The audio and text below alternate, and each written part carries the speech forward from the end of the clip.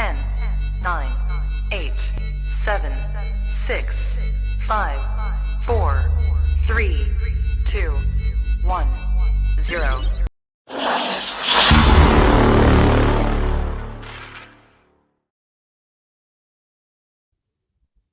Hello, everyone. Welcome to Women in Sports.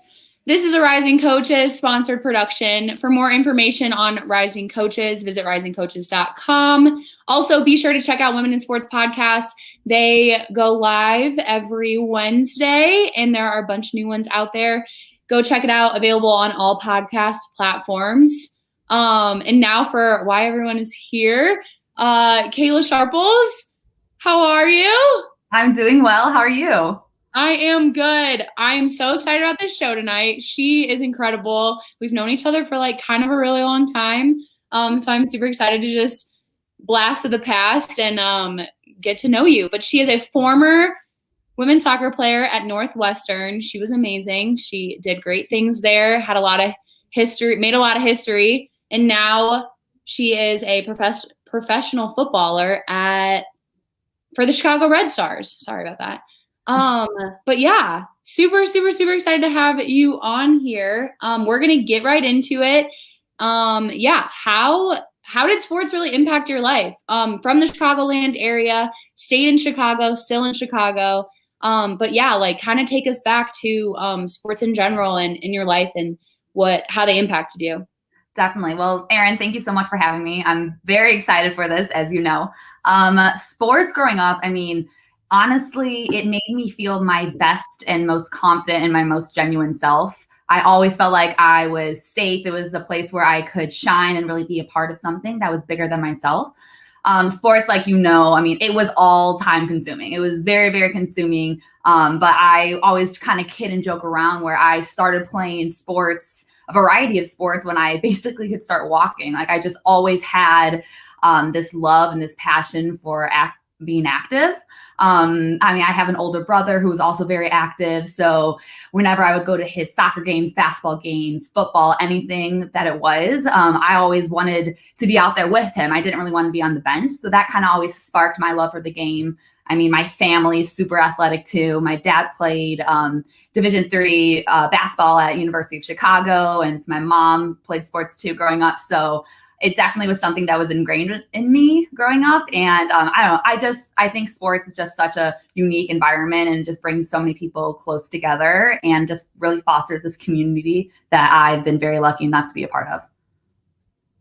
Yeah. And something that I will really get into later that I love about, I think what is a lot like promoted a lot more these days is just like multiple sport athletes, and how like, I just like I still remember the first time I met you, like at basketball practice, like at the IVA, I like walked in and like your energy was so contagious. And like, we were basically like kind of what you said, like you had an older brother, I had an older brother, and like a bunch of our teammates had siblings. And I felt like we were just like the sister team of like all of these boys that played, but like there was no girls team. And so like our coach just like, he just kind of like recruited all of the like little girls that were at practice. And that's like essentially how we started. But yeah, like I just remember how like energetic you were. Like we were literally insane off the walls all the time. But no, like I love it. And the fact that too, you like just played so many sports all year round, I think is super important. And I'm excited to talk about it.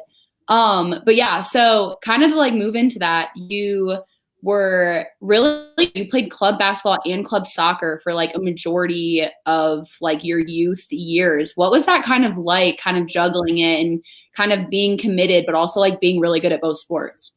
Yeah, I can talk about that a little bit. I mean, like I said, I love sports. And for me, I think that it is such a shame when kids have to choose one sport when they're really young. I think that it's a great avenue to try all these different sports, see what your heart and your passion really lies. And so for me, that was soccer and basketball for the majority of my life. I did play other sports, but I played both club and high school soccer for part of my life for the high school soccer, but mainly, yeah, I don't know. I think that it overall just made me the athlete and person that I am today. I think the cross training that you get from playing multiple sports is out of this world. I think it develops so many different aspects of yourself, both as a player, but as a person. Like I developed incredible time management skills, but then on the physical side, like basketball's shorter intervals and sprints, and then soccer, you know, you have more endurance, and that cross training just really did develop me into like a strong athlete. And for me, I'm such an advocate for playing multiple sports. And so like my advice to younger kids is always try to play as many sports as you can. I mean, it's just such a great experience. You get to meet an incredible amount and diverse amount of people. You get to experience different coaching styles. You just learn a lot about yourself as well. And so I think playing both sports competitively for the majority of my life really like undoubtedly made me a better athlete. So I just couldn't speak in higher terms from that. Yeah, I love that. And even too, like how in high school, I feel like there's all of that pressure. And I feel like we kind of were like the years or the generations of like when that kind of got like really strict. Like I feel like my brother, he played like every sport possible. And then all of a sudden it was like, we got to high school. And I remember like sobbing because I had to pick between like playing volleyball or like, you know, like being really committed to basketball and like training in the off season and just focusing on basketball. But how do you think you really like handled it in high school? And then when was the time where you really started to focus and be like, hey, like, I think I can like be really, really, really good at soccer and like play at the next level and go on like with that? Yeah, so there are multiple answers to that. So I would say the biggest thing is the recruiting process and the stage was very different for both sports. So for soccer at the time, the recruitment process was a lot earlier. So the recruitment process, I think, could start like in 8th grade or freshman year of high school. And I'm pretty sure you couldn't start basketball, like recruitment for basketball, until like going into your summer of your senior year. I'm not sure if I'm right. But so those are drastically different. So when you think about that, obviously you'll have a lot of different opportunities. So for me, I had a lot of opportunities with soccer that came earlier. And so when I'm thinking about the girls on my club team are visiting different schools and they're thinking about soccer, I'm like, oh, am I a little bit behind on that? Okay, let me start also going to school. So I was visiting schools my freshman year, my sophomore year of high school, like before I even got my driver's license, which thinking about it now is wild. Insane, yeah. But so doing that so early on. And so I also was just on a really good club team growing up. I was a part of a club called Eclipse, and it was so competitive. We were in the ECNL, so like the top division, top league at the time. And so I felt like I must be good, right? If I'm on a top team, I'm starting, like this kind of has to be my passion. I think I could succeed the most in soccer. And of course I loved soccer, but I was torn because I loved basketball as well. But the recruitment process was later. I didn't know if I was good enough. I was just on a pretty like average club team at the time when I grew up in high school as well. But I think another thing is you just really develop your traits differently in different sports. So I thought I was really good in soccer. I started off really good like in the beginning, earlier on in life. And I think I grew into the basketball and became better and developed more as I got older. So that also was a really tough decision because I already made my decision. And I mean, I love soccer, and I'm really happy that I decided to do that. And it has been my passion, and that was probably my number one sport from the get-go.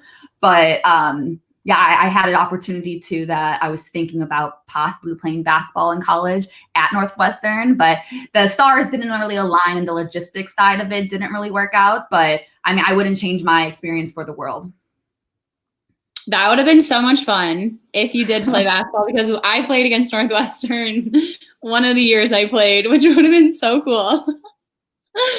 That would so I would have no social life. Yeah, for sure. No, for sure. And that's what I think too is like super important to like hit on, is just like, I feel like something that not a lot of people like get, but just like with club, like we were like best friends. Like I feel like, and we were even talking about this before, like we had friends like all over different places, and we would like be together, travel on the weekends all day. And like, I was the only one that like didn't really live in town, but even like all of the other girls that we played with, like, I still feel like it's like we have like a bond and still like follow each other and stuff like that, just because like you go through so much. Mm-hmm.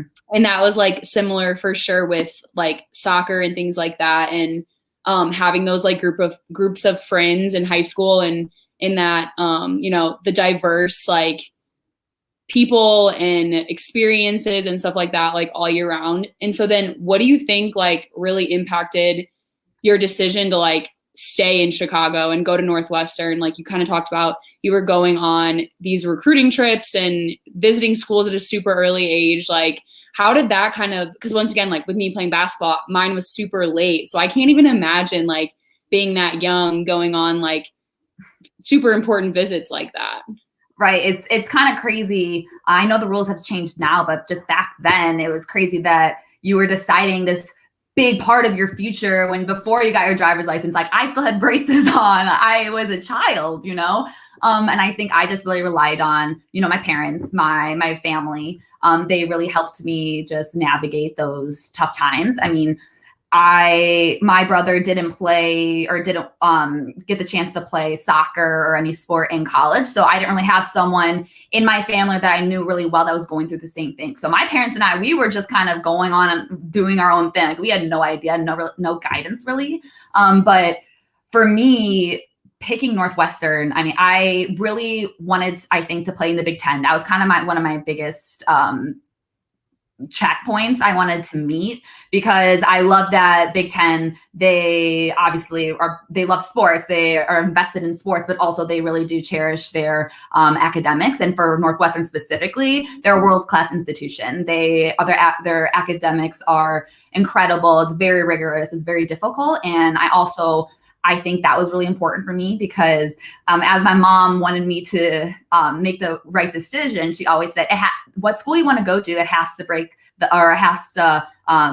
go along with the if you break your leg test. So it's if you break your leg or if you suffer from an injury in college, are you still going to like where you're at? Are you still going to like the school and the experience that it would provide you? And so for me, Northwestern definitely was that. I loved the campus, the coaches, their philosophy. I mean, like they just really cared about the person and the individual. I mean, of course, they're there for soccer. They love soccer and they want to make you a better soccer player. But at the end of the day, they really value you as a person. And so for me, that was just an incredible culture that they've instilled at Northwestern. And the girls were just awesome too. I mean, you just had so many different people from different backgrounds. And then I think the thing that really stood out for me during the recruiting process and when I verbally committed to Northwestern, a coach, either the head coach or the assistant coach, would hop on a call with you weekly. And so you would talk from a variety of different talking points. Like I would talk with the assistant coach and we would have conversations, of course, about soccer, but then about life, about your family, about my prom date, about my prom dress, like just anything, a vacation I was going on with my family the next day, or just, it really just made me feel at home and at ease that this was the right decision for me. So yeah, I just knew right away, like it was home. And of course, Northwestern is really close to my home and I'm with my family. So it was just, I think, the best of both worlds. Yeah. And I love the break your leg test. I can still picture your parents, because we obviously spent so much time together growing up, but early on, and I can just envision her having that conversation with you. And I love it. And your dad just being like, yep, like what your mom says, like she nailed it for sure. But kind of to speak to, because this is kind of before you got to Northwestern and made such a huge impact. Where kind of was Northwestern in the ranks, competitive wise and performance and winning and stuff in the Big Ten at the time? Yeah. So at the time, they weren't one of the best teams. They actually they were on the lower end. And so for me, that's also something difficult. And you have to really think about that. Do you want to go to a team that's number one or number two, one of the best in the nation, but then possibly not get to play at all? I mean, there are obviously pros and cons to that you could get better in training every single day, but then you're not actually going to be on the field. So what is more important? And then for me, I of course want to go to a good women's soccer program. And However, my number one priority was I really wanted to make an impact on the team that I was on. I wanted to leave a legacy. I wanted to be able to play and be able to just have fun with the girls, but really like improve the program. And so with my class at Northwestern, I think we really did accomplish that, which was just an incredible feat that we got to accomplish when we were there. So I think, and now as time has gone on, like we are consistently in the top 4 of the Big Ten. So it's really exciting to see. And that's really just, it's all due to the coaches, their philosophy, their culture that they instill in the girls, like just everything that they want. And the girls just really buy into their philosophy. So it's great to see that the legacy is still there. And above all, like we're just a gritty, resilient, blue collar team that will work really hard. And so I think as my class, as we left, we wanted to leave that legacy where we're competitive, and we wanted to leave it all out there on the field with your sisters. So if anything else, if no matter how we dip or dive in the standings moving forward, it's just always have that fire and that heart to win. So yeah. Yeah, go Cats for sure. I love that.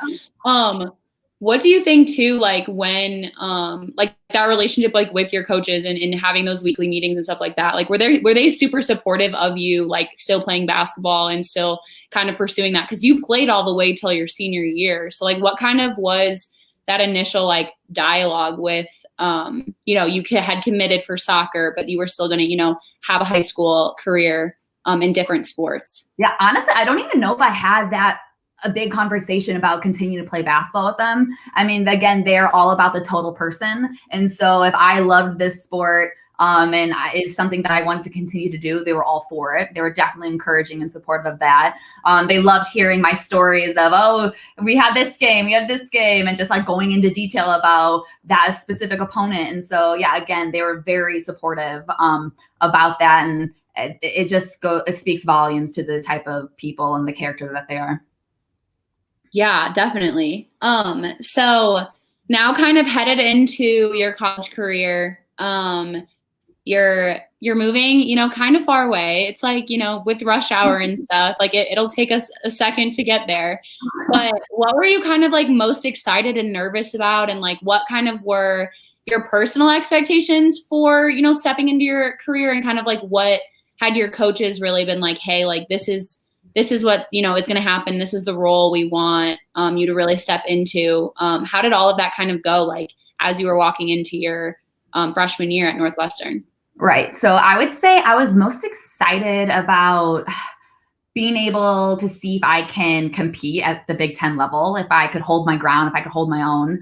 And I was really excited to see just what impact I could have.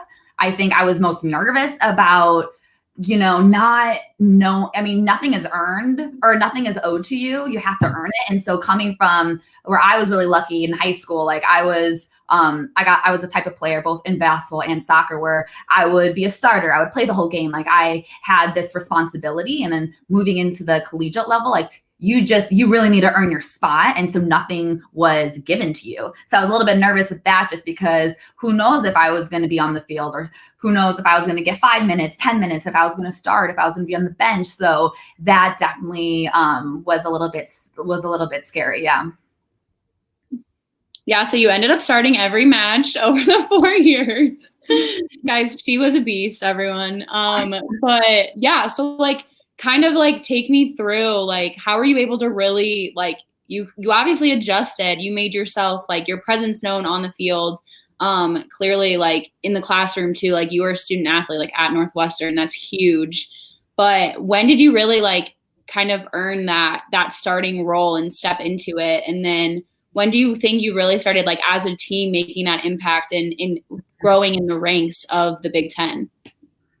Yeah.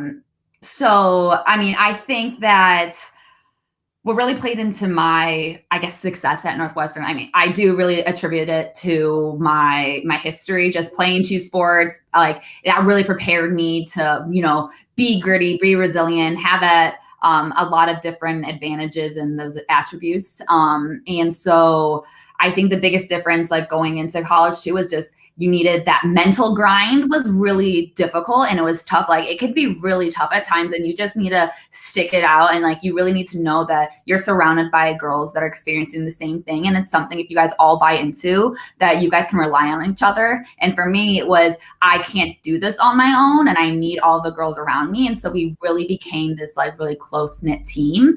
And so, I think in addition, for me, like I am a very competitive person. Like I have this like fire inside that just makes me not want to lose, not want to give up. Like I just, it's just this like light inside of me that really does fuel me. So I completely thrive in big games and high stress situations. And in the Big Ten, like anything can really happen on any given day. So that really helped me, honestly. And for really setting like myself apart as well. Like my teammates, like we just constantly every single day would just grind it out. And I remember a specific moment my freshman year. It was, we made it to the NCAA tournament for the first time in, I don't know, like 18 plus years or something like that. And we're playing Washington State at Washington State. And it was a grueling match. We went to overtime, and like everyone was just digging in deep. And I remember I was just throwing my body on the line, like block, but like just knowing like I dug my cleats into the ground, you know, just saying we're winning this game. Like we're making this program one to be desired across the country and to be feared. And so that's something that I think really helped push me, motivate me throughout the rest of my collegiate career. And after my first season and after that game, I actually won, or my team elected me to the most improved player, which also really, it made me feel great about myself, because for me, it's all about growing. It's all about working on your weaknesses. And so that was something that to this day has been really, really special. And what was the last part to your question again? Sorry. No, you're good. It basically was just like you kind of answered it, like with kind of when that first like team impact happened, and like your freshman year, like you had your first NCAA appearance and stuff like that. I think, but also for more, that was probably a little bit me more individually, but as in a team event that I kind of remember too is our freshman year, we beat Rutgers, and that time they were ranked like number 10 or number 11. So that was a huge confidence builder. Then my sophomore year, we won the Big Ten championship in double overtime against Illinois, a state rival. And our confidence kept growing and growing, and we knew that we were supposed to be on the field against these good opponents. And so we just loved getting in on that and just knowing that we are so gritty. And yeah, I think just looking back, like it puts a smile on my face, honestly. And the confidence that we just all grew into was pretty special. Yeah. And I think too, something to like, that I love asking and like seeing is with like your coaching staff, like obviously like they're very personal and like they care about you guys like as people and not just athletes.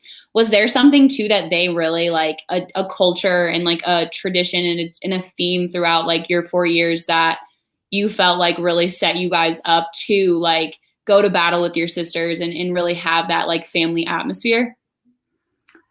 Yeah, I mean, everything. I mean, it's hard to put it, succinctly, but I've mentioned it or hit on it before, just, being a team of hearts and grit and resilience, but also one of the biggest things in their philosophy is accountability and making sure that you're holding yourself accountable, but also the girl to your right and the girl to your left accountable. And so when we were really, where we were the ones like taking charge and taking lead and making sure that we were doing what was necessary and what we needed to do in order to be a high level program. So I think them giving us that responsibility just really solidified us as a team. Yeah, that's awesome. So kind of like you guys won like 4 straight NCAA tournament appearances. Which like year do you feel like was the most like impactful for you and kind of like you moving on and going to play professionally? Like, was there kind of like a moment, or was it you just kind of realized how good you could be and you constantly improved, and then your coach was like, hey, like, have you thought about like pursuing this, or was that kind of something you had planned like from the jump? It was definitely the latter.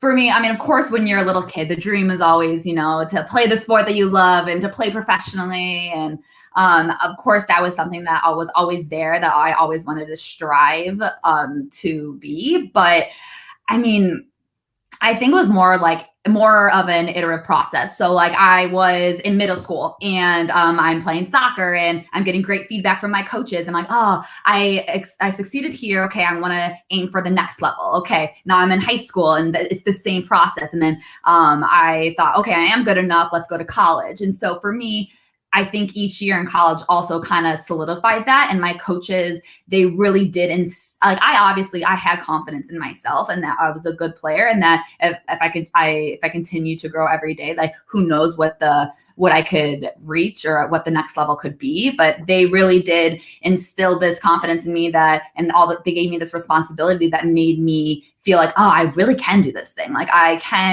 am good enough, and that I need to obviously prove myself in the professional level, but that I could do it.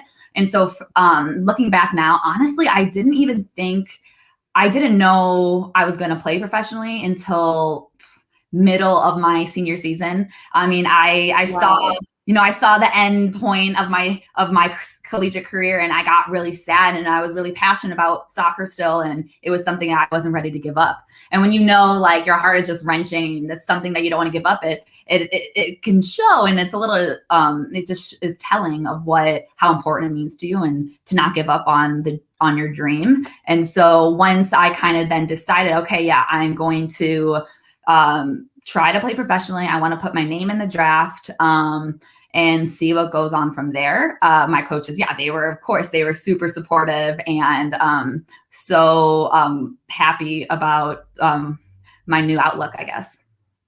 Had your coaches or Northwestern had like a player declare for the draft like that, or was it kind of like a learning experience, like just signing up for the draft? Like, I feel like that's such a big deal. You're just like, yeah, like I just like signed up. It was like super chill, but kind of like, what was that experience, and like, how did you like figure out how to even like go play professionally?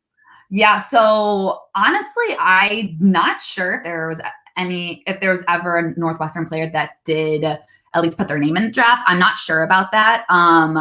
But it was a learning experience for sure. I didn't really know what to do either. But I had actually 2 other teammates enter their name into the draft. So we were kind of doing like in my class. So there's 3 of us in my class of 10, and so we were all kind of helping each other through that process. And my coaches would answer any questions that we had, because we had to fill out a pretty like lengthy form and like submit a list of accomplishments and like your bio, and then create like a highlight film if you had one, if you didn't.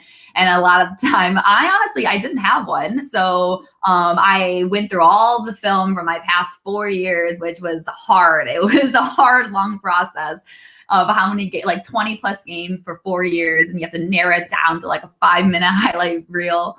So they were a big help in that aspect, definitely. And just talking through every step of the way, because of course you're going to have your doubts. You're submitting your name, and there's all these other amazing and talented players that are doing it too. So they were helpful through that process. And what was the timing after, like, so your season's, so your senior season ends, it's like 2019 or 2018, sorry, since it's a fall sport. And then, I was so confused. I was like, weren't we the same age? Didn't we graduate? Then I totally forgot, like, duh. And then, it was a moment. I was like, did Caleb graduate a year for me? But anyway, and so like, what kind of is the timing? So like your season ends, you declare, or like you put your name in the draft, and then like, because technically like soccer has a spring season. So then how does that timing kind of work? Like once your senior year, ends, to kind of get prepared and like figure out if you're even going to get a spot on a team and stuff like that. Yeah. So, your senior season, it depends, or any season, it ends depending on how far you make it to the NCAA tournament. So my senior year, we made it to the first round, but we lost. So I think we were done in the beginning of November, I believe. And so you have like all of November and I think all of December. And then you have the deadline to submit your name in the draft, I think is like end of December area.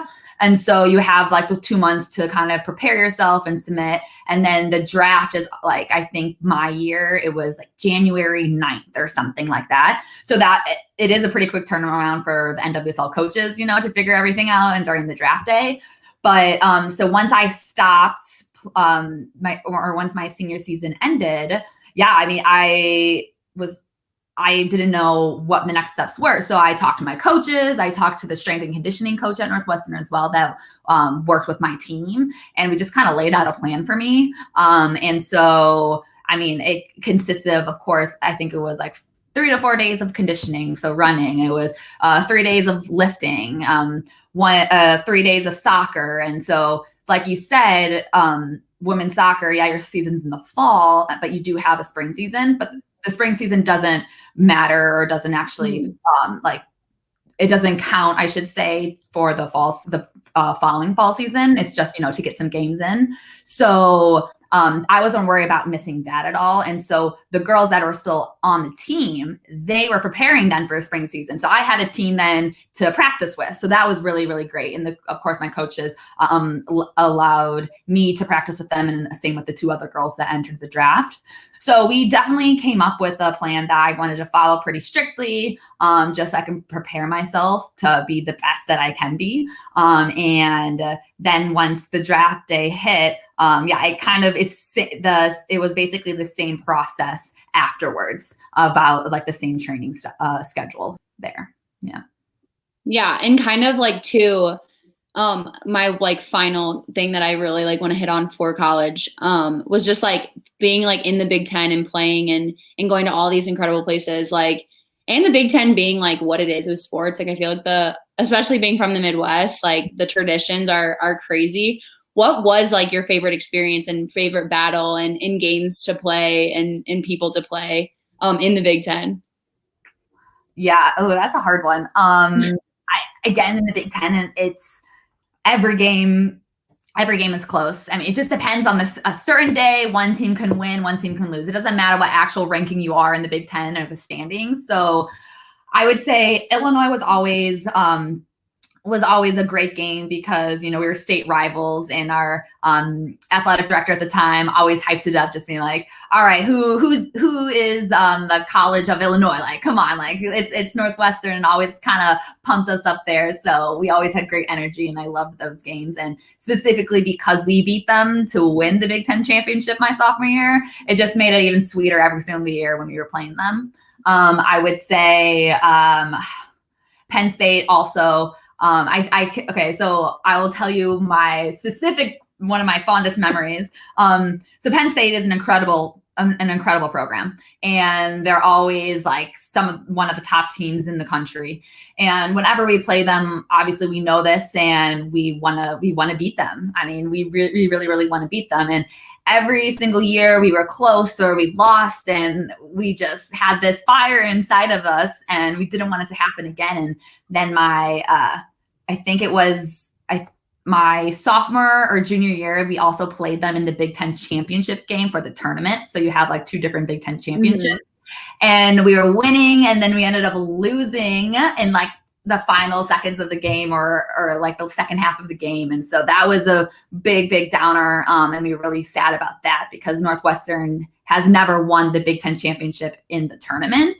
So that was another thing that we had on our goal sheet. But my senior season, we played Penn State, and it was at home. And I scored a header goal, or I scored, it wasn't a header. It was a great cross by my teammate, Marissa Vigiano, off a corner kick. I headed it down, they blocked it, and the ball started bobbling on the ground, and I hit it in with my foot. And we were all cheering because it was right at the end of the first half, and we were all super, super hyped. And then we ended up winning that game, I think 1-0. And so that my class, we just never beat Penn State. And that was just the cherry on top because we were going on that season on a huge high. And that's something that I definitely hold near and dear to my heart. Yes, I love it. I love it so much. Okay, so now we can go. Now you can graduate from Penn State, and kind of move on and the whole draft process and things like that. So like, take us through like the night of the draft or like preparing and like where were you? Like, were you at the draft and kind of what all like did that entail? Just because I feel like women's soccer, first off, complete like most badass sport ever. But it's like, and obviously it's not as big as, you know, the NFL draft, the NBA draft, like even the WNBA draft, like isn't super like highly like regarded. And I think it's like growing so much with social media and like with the awareness. And you guys just came off like basically being the first to do the bubble like this past year. Like women's soccer, y'all are doing it right for sure. But yeah, so just kind of like, what was your draft experience like? Like, you know, where were you and things like that? And what was it like hearing your name get called and then realizing like you get to stay in Chicago? Like how hype was that? Yeah, I mean, okay, so draft day was overwhelming, but it was really, really exciting. So I was actually really lucky enough because that year, the draft was held in Chicago. So I was actually able to go. So that was first off awesome because I was able to be present. Then my entire family got to come with me. And so I think the draft day didn't really even hit me until like later on and throughout the evening. Everything became more and more real. And then I became more and more nervous as the rounds were going on. And so when you got there in the draft day, I mean, it is a whole production. They had this like huge room. There were reporters and cameras and like a big stage and lights and everything. And they even had like an assigned seating for the girls that put their name in the draft. Just so if you are drafted, the camera can pan to that certain chair because they know that X is she's sitting there. And so I was lucky enough also, I was in the front row. So that was pretty cool. And so, yeah, I mean, so the one round went down, 2 rounds went down. You get more nervous as, you know, time is dwindling down. And when I heard my name. And so, I mean, when you're in the draft and you put your name in the draft, you know, it doesn't mean that you're going to get drafted. And so I really wanted to hear my name. But was I expecting it? No. Was I still really, really surprised? Yes. So when they called my name, I mean, I was overjoyed. My parents and my brother are right next to me. We all kind of came in this big hug. And then my other 2 teammates that also entered their name in the draft, they were also there, Hannah Davison and Marissa Vigiano. And so after I hugged my family, they kind of got up from their seats and they hugged me too. And so it was just a really precious moment just because no one from Northwestern had ever been drafted before. So I was the first Northwestern women's soccer player to be drafted. So that was definitely an honor. And it was so great to be in Chicago, be in my hometown, and be surrounded by all these people that like really matter to me. And so I got my name called, and there's like this whole path that you go to. You go to the front of the podium, and I was really nervous because you also do a little acceptance speech. And so looking back, I kind of laugh at myself because I think I spoke well and I did. And I said good things. And guess what I did? I forgot to mention my family and my parents as they're all sitting right there. And I was like, oh no. I mean, these people have been there from the get-go, like always supporting me, always pushing me. I mean, going on week-long trips to Florida or wherever we have to go for soccer tournaments. I mean, literally not having a life for like 15 years. And so I just felt awful, but we ended up just laughing about it. But yeah, it's just another great memory that I have from draft day. But overall, I mean, especially to be drafted, like you said, to be drafted in my hometown with the Red Stars. I mean, it's a special moment. I mean, I love Chicago. I'm a Chicago baby. I born and raised. I also went to school right north of Chicago. Now I'm playing in Chicago. I mean, there's not a lot of people that get to say that. There's not a lot of people that get to experience that. So I'm very lucky to be local and to be so close to my friends and family and to have that support system. Because I mean, your support system means everything, especially when you're playing professionally or anything. Taking a big step in your life, like you need people to rely on and to lean on. But the coach of the Red Stars, Rory Dames, I knew him also growing up because he was one of the coaches at Eclipse. So, I mean, it was just full circle. I mean, this man has seen me grow up and develop as a soccer player, and now he wants me on his professional team. It really was full circle, which is another special thing. So I mean, overall, it was just such an incredible day, and then it definitely just lives on in my mind. Yeah, and then when was like the OMG moment of like, I'm a professional soccer player? Like, I feel like I would just be like, I gotta go start shooting. Like, I gotta start running. I gotta start like lifting. Like, I would start doing it all at once. I'd be like, I don't know. But yeah, kind of like what, kind of how long did you have till, you had to like report to camp and things like that and start, getting the season, putting like the actual practice jersey on and like being like, holy crap, like changing your bio on Instagram, like big deal, like that's a huge deal. But just kind of like, what was the timing like with that? And like how, like, what were you excited about? And kind of like that same thing with like when you were stepping into your college career, like what changed or was the same stepping into like your professional career? Yeah. I mean, I got drafted at the beginning of January. So preseason didn't start until at beginning of March. So I had about like a month and a half, a little bit more to really prepare. But like I said, I was taking my preparation really seriously before the draft anyways. And so I kind of stayed on that that training schedule that I had. But now, I mean, of course, I had a little bit more intent, a little bit more focus, and just giving that extra effort or that extra rep in running, knowing like, all right, I really need to prepare myself. Like I want to stand out. And just because you get drafted doesn't mean you're going to get a contract, doesn't mean you're going to be able to stay on that team. Like the team needs to want you back. And so knowing that going in, like, yeah, again, I was just every rep, everything. I just was really giving it my all. And so I was definitely ready for preseason. Like I've now been working 3-4 months on my own or with my other two teammates that also got drafted. So there are 3 of us from Northwestern, which was never done before. So that just spoke volumes to my coaches in Northwestern's women's soccer. So that was an incredible moment. But yeah, I mean, putting the first day, of course, I had a lot of nerves. I was nervous, but I was lucky because I had Hannah right next to me because Hannah Davison, she also got drafted by the Red Stars. And her and I played on Eclipse growing up. Like and we went to the same college as well. So we've known each other for over 10 years. And so that was pretty special to have someone next to me and who's been through it all. And so, yeah, it was like a rock that I had next to me, and we would try to push each other and keep each other, level throughout the preseason and throughout season, because I mean, you're always going to have your ups and downs, especially on a new team, especially in the professional career. I mean, it's hard. It's difficult. I mean, you're literally surrounded by the most talented female athletes in the world. So, I mean, putting your practice jersey on has just really solidified the fact that, okay, you're here now, and what can you do to stand out and from these other players? Yeah. And how do you think like your like first year like really went? And then like once that ended, how did you really like prepare for, like the next season? Yeah.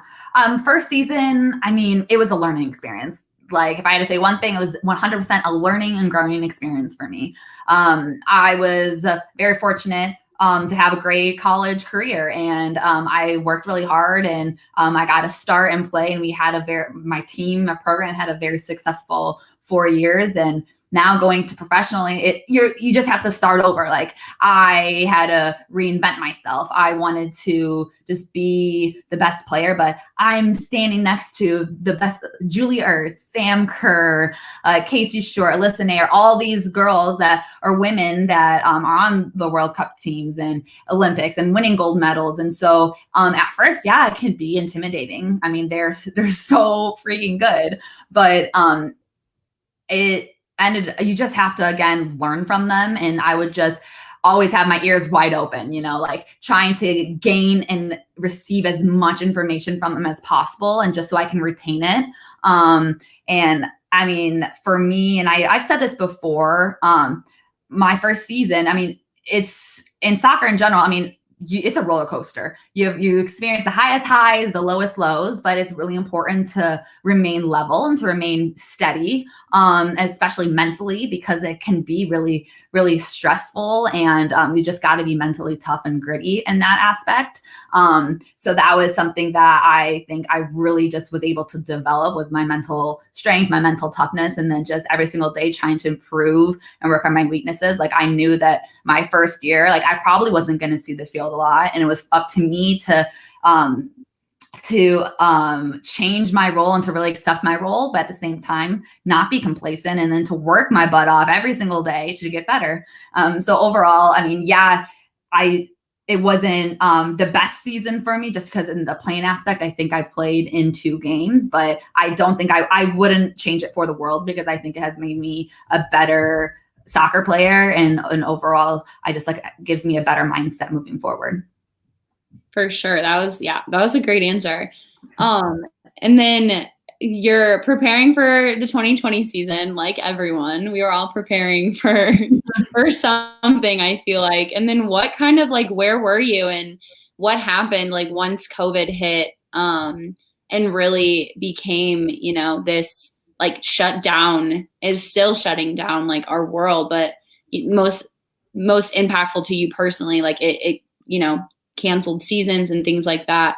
And so kind of what was like your mindset with, and how were your coaches approaching it, and like your team and things like that during, when it was really hitting in the spring? Yeah. So I remember it pretty vividly. We were able to start preseason. We were about like 4 or 5 days in, and we had a team call after practice one day, and Rory was just saying, hey guys, I mean, COVID is definitely here now in the US. Like per like Illinois or Chicago rules, we have to like stay home for a little bit. And I think he just started off saying, I think we're just going to take this weekend off. Like we're just going to have 2 days where you're just going to stay at home. And so all of us just expected it was going to be a few days. And then it turned into a week, and then it turned into 2 weeks. And then all of a sudden it was at least a 1 month stay at home order. And so it definitely, it shocked a lot of us. It was just, I mean, obviously with everyone, it was a crazy, crazy time. And I was lucky that my family and we had our health, and it was hard because we were so excited for the season. And like you said, we were very, very prepared. And then all of a sudden it was gone like that. And so I think one of the hardest things was just trying to stay motivated during that time. I think for me, it was even more difficult, I think, than other teammates, because I was still living at home. So I wasn't rooming with any of the girls. I was by myself. And so that was hard, just because I couldn't be working out with them. I couldn't go out to the field. I couldn't go running with someone by my side, so it did feel a little bit isolating at first. But I was really lucky because I had some resources at home. I had weights, I had a treadmill. So I just tried to work out and just kind of be prepared for whatever was going to happen. As also exercising, of course, was an outlet for me during that time as well. So it was, it was strange. And then one day we also really quickly, we did stay in contact with the team. We would have like Zoom calls, which were great, because it felt like we were close with each other still, and we would watch film, and just we wanted to continue to grow and our soccer IQs, and just still be involved in the game. And then we would have many calls with the league towards May, because they were talking about potentially starting something that was going to be called the Challenge Cup. Like it was never done before in the NWSL. And so we were all just along for the ride. I think that it was crazy, because in the beginning, we all, of course, missed playing soccer, but our number one concern was our health. And I think that was not passed on by the league at all. They knew that we were not going to have a Challenge Cup or a successful Challenge Cup unless we felt safe. And so they definitely took the necessary precautions. They put our health above all. And so we definitely felt very taken care of, I would say. And so, yeah, it was great to then start preseason again, our second one of the season. And that was a pretty crazy ride because of the because of Illinois or Chicago rules, we weren't allowed to practice in Illinois. So we actually had to travel to like Indiana and to Wisconsin to be able to practice for like 2 or 3 weeks leading up to the Challenge Cup. So, I mean, at the end of the day, we were happy that we were back at it. But yeah, it was such a crazy time, and it still is such a crazy time. Yeah, I just remember like once they announced that the league was doing this like kind of trial bubble. No one had really done it. The NBA one hadn't started yet. Nothing like that. And like it ended up being like so great, not only like for like the athletes getting to play, but because like there were no other sports on TV. Like I just remember like everyone's like watching women's soccer, and I'm like, yes, like this is so great. And like there was just so much more like awareness. And I think like even with that, like not only did COVID hit, but like there was this, you know, there's been centuries of like social injustice, but for the first time, like people are speaking out in so many different ways. And I think like the women's soccer league like did it super well too. Like they didn't miss a beat with speaking out and, you know, making like gestures and things that are like, hey, like we stand like with people that are discriminated against and things like that. And what kind of like was that like, you know, not only like entering your second season and like feeling hurt as a player and also like this super unknown, but then getting to like watch, you know, your teammates and as a team coming together and like having this like social awareness and things like that. Yeah. So first it was really, the bubble itself was hard. It was a hard environment to be a part of. It was mentally taxing. But then, like you said, just putting the Black Lives Matter movement along with it, it really hit a lot of our players, and it was really, really difficult. And I think one of the most difficult things for the Chicago Red Stars, like we were isolated from Chicago. We weren't at home. We weren't with our community when we so badly needed to be together and to fight together. And so that was difficult for us. But for me personally, when I use sports just fosters an environment and community that really brings people together regardless of race. And so it was important for the NWSL teams in the bubble, but also the Red Stars specifically, to really showcase that through our actions. And so we had a lot of tough conversations. There were disagreements. It was really important to have just empathy and to know that, okay, like we wanted to use our platforms for good, especially like you said, we were the first team or the first league to be back, and there was a ton of media coverage. And at the time, you know, there were a lot of people struggling with whether or not to speak out, whether or not to kneel during the anthem. And there was a ton of good conversations. But at the end of the day, we wanted to do more than just use our platforms. We wanted to actually have some sort of action. And so one of our teammates, Sarah Gordon, she created this Pass It On challenge. And basically it was this challenge where you pledge X amount of dollars or money per pass you make in a game.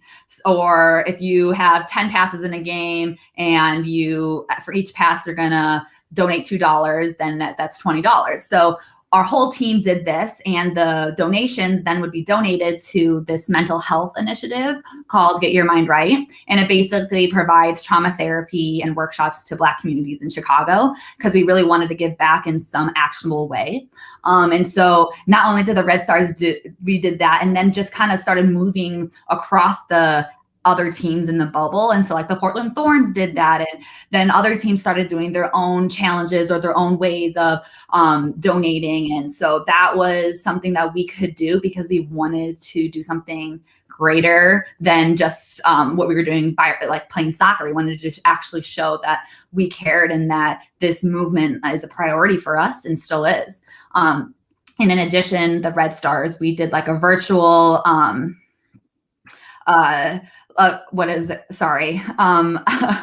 we did this virtual player auction, and that also went to a different organization. So we're constantly trying to find ways and doing these different like social media initiatives on for the Chicago Red Stars team. And I think that they've done a great job in really like honing in and fostering in this moment and trying to shed light. And yeah, it's really important for us, and as Chicago Red Stars players, as people who have platforms, like it's really important for us to represent Chicago, but all of Chicago, to represent all of Chicago and all of its diversity. So we were really happy then after the Challenge Cup to come back home and to really ignite change as well. And so it's been taking some time, but for me, it's also just like now moving forward, just really like wanting to take a hands-on approach and trying to find local organizations that we can really invest in and feel passionate about, and to help give back and to help this the social justice movement. So we have a lot of work to do, but it was it was a lot that hit at once, but it was a good experience to have in that team environment.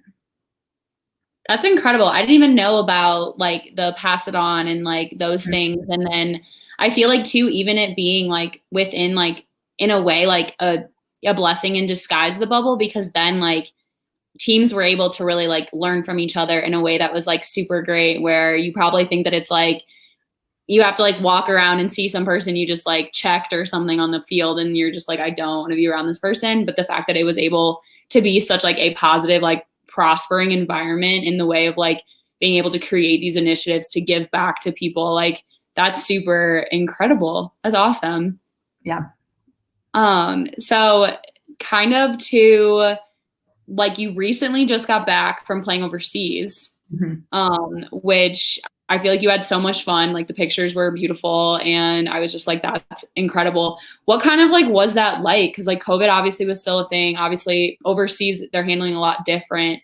But like, were there any like kind of crazy processes you had to go to, or was it actually like pretty easy? Like get over there, quarantine, start playing and stuff like that? Yeah. So everything moved very quickly. So just to give you a quick timeline, this opportunity came about, and within like 5 days, I was on a flight to go to Finland. So it happened very, very suddenly. Yeah.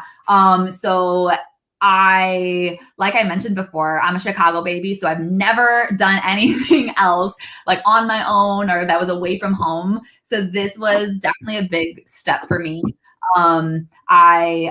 So basically I was reached out or an agent reached out to me about this potential opportunity. At the time, the NWSL was planning on doing a fall series, but we did not know what that was going to look like because it was very dependent on what COVID was going to look like in the fall. So I talked to my coach, Rory, and we had some good conversations about it. And at the end of the day, he was just saying, I don't know if we're going to have a fall series. I think it's best if you get a different experience because you've practiced with us now for 2 years. Like, go get a different experience, play more games, like do what's best for you. And so it seemed like that was something that he was very supportive in. So I said, okay, yeah. And so I went abroad. I went to Finland, never been to Finland. I had a quarantine for 2 weeks when I got there. So that was about really the only COVID precaution at the time. And COVID honestly didn't really affect like the day-to-day life in Finland, which is pretty crazy. I was living in a small town in like the middle region of Finland, and it's called Kuopio. And when I left, it was like year to date, they only had around 400 positive COVID cases. And I think then the capital, Helsinki at the time, was also only at like 20,000 cases. So definitely fewer than the US and other countries around the world. So like I said, COVID, we had a little bit more freedom and it felt a little bit more like normal life. So we didn't really have to take the necessary precautions. Like we didn't have restrictions or we didn't have to wear masks. And so that was kind of a nice breathing room for me, just from being in the States for a couple months, quarantining, and then the bubble life. And so it was a nice way to just get a little break. And during like my 2-week quarantine process, I was still able to just coach, like do one-on-one coaching with the head coach at my team there. So that was nice. So at least I had a little bit of interaction. But once I finished those 2 weeks of quarantining, I met the girls. I was exploring the city, and I had a really great experience there. Now I can say that I have friends from all around the world, like my friends from Romania, Finland, Albania, North Macedonia, Sweden. So it was a really incredible experience that I would not have had otherwise. So I'm glad that I took that chance and went abroad. And what was like the playing experience like? I feel like soccer like is really like a worldwide sport, a sport that's like extremely like rich in every like culture and environment. Something that I like just love about the World Cup, and especially like with the women's team, like they're once again like they're just like such cool people and take like such amazing stances like with everything. But what kind of like was the playing like, and did you feel, you know, was there like more, not like more respect, but what kind of like is the women's soccer like professional life like in like a different country?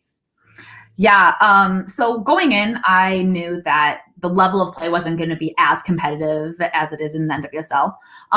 But I thought that it was going to be really important for my growth as a player, as a soccer player, to be able to see how adaptable you are to different styles of coaching and to different environments. I think is really important and a testament to the type of player that you are. So I think I had a lot of respect for my team's style of play, the coaching style. I mean, I'm a center defender, so it gave the center backs a lot of responsibility, which I really enjoyed because it made me, think in high pressure situations. It is something that I can definitely bring into the NWSL now and just help me continue to, build my confidence, get that more game experience, that playing time. And the team that I was on, they were really good with like transition, defensive high press, things that the NWSL is also really good at. So that was nice to have some similarities there. For soccer as a whole, I mean, my town was pretty average sized, and everyone knew our team. And so that was great. They were all Coups fans. That's what my team was called, Coups. So it was great to see. Their stadium was really, really nice as well. Their locker rooms were great. So you definitely see the importance that they outside countries place on soccer. So it was cool to be a part of that experience. Yeah. Wow. I love that. I love just hearing about like people, especially like girls like our age and now like really getting like promoted to like go overseas or play professionally in like some aspect. I feel like it's a lot more like encouraged, and there's like a greater like knowledge of opportunities. So I think it's like so cool. And then to like get to travel around the world, like doing something you love is just so awesome. But to kind of like wrap up, I always love doing like reflection. I'm a huge reflection person, sometimes too much, like I'm like, but I love it. So just like a few questions to really wrap things up. Who and what like really keep you going during this time, during, this in between going into, you're coming off your overseas trip, you're headed into like maybe a 2021 season, like what's kind of the status with that? But just kind of like, you talked a lot about like that mentality and just like having, exercise as your outlet and things like that. What kind of like are you doing to stay motivated and to keep going right now? Yeah. So, I mean, what's keeping me motivated is that I'm playing the sport that I love.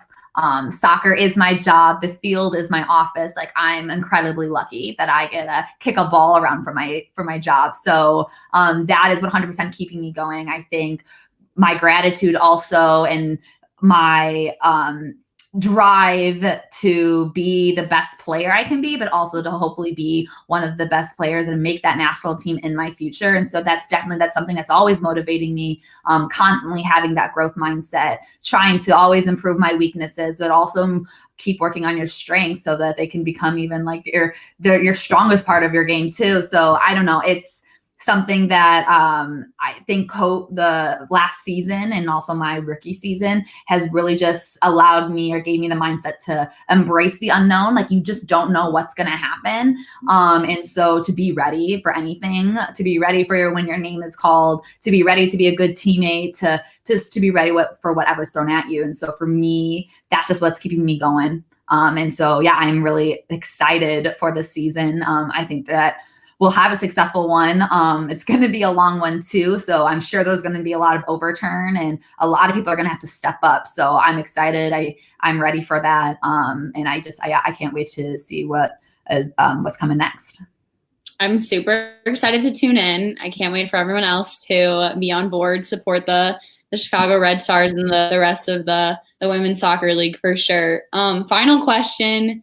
I love this question, but what impact do you really want to make as a professional athlete, and not only as a professional athlete, but like a woman in the sports industry and like a female representing and taking up space in sports? Yeah, so sports has given me such a sense of belonging in home and community. And so I just hope that I can contribute to the growth of women in every sport, but specifically soccer, because soccer has given me so much throughout my entire life. And so I just want to help in any way that I can to continue to drive up engagement, viewership, support of women's soccer around the world, but also in the US and specifically in the NWSL, just so there's equality in both the men's and the women's game. And I think it's very important. And especially after the last World Cup, we saw a huge spike in engagement and viewership for women's soccer. So that's a really encouraging sign, but the buck doesn't stop there. You got to keep it going. And I think everything that the NWSL is continuing to do as each year goes on is incredible. I mean, every single year the pay is increased. We are increasing the amount of teams that are in the league, just the situations, the living environments, just the resources that you get, everything's getting better. So it's really exciting to be. And I think that I'm quite lucky to be in the league at this time as well, because of everything going on, that it just shows that they're so adaptable. They care about the women in this sport. The interest in ownerships, like you saw with the LA team, and just today with Naomi Osaka, she is now a part ownership of the NC Courage. So it's quite exciting and thrilling to be a part of. And in years to come, there's going to continue to be expansion. So it just goes to show that this sport is loved. It is the world's sport, and just continuing to give back and encourage young girls to just follow their dream and to play the sport that they love. Heck yes. That was amazing. That was such a great answer. I just want to wrap up. Thank you so much for being on the show, taking time out, catching up with me, and things like that. But yeah, just super thankful for your insight and what you're doing for women's soccer and soccer all over the country. Thank you. Thank you so much for having me, Erin. I appreciate it. And if you look, it's the League of Women. This is one of our NWSL PA shirts. So I'm very excited to see what the future has in store for the NWSL.